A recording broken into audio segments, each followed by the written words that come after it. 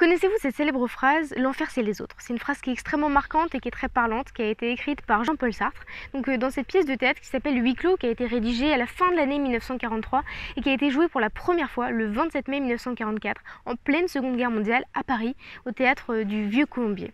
Alors, il y a aussi une représentation cinématographique qui existe, qui a été créée en 1962. Cette pièce de théâtre, ça va véritablement, et c'est pour ça qu'elle porte ce titre-là, le lieu d'un huis clos. Le lecteur n'a aucune information, ni sur la temporalité, ni sur la spatialité.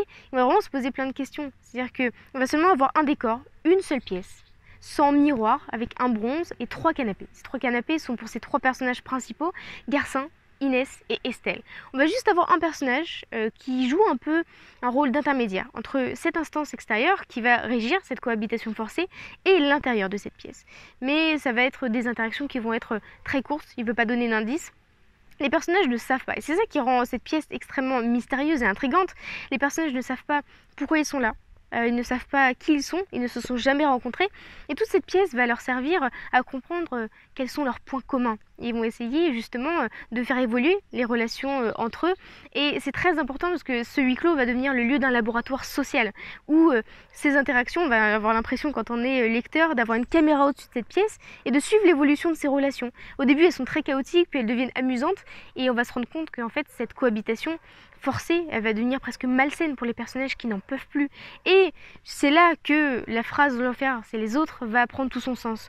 Dans le contexte de la création de cette pièce, donc en 1943, en pleine Seconde Guerre mondiale, où cette cohabitation forcée qui devient malsaine, eh bien ça peut renvoyer au contexte d'occupation de cette guerre.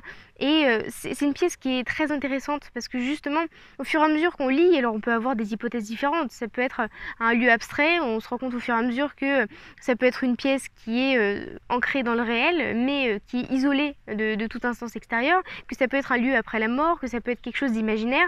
On a toutes ces hypothèses qui vont évoluer au fur et à mesure de notre lecture avec des réponses qui vont être apportées, mais pas forcément de réponses sur les points communs.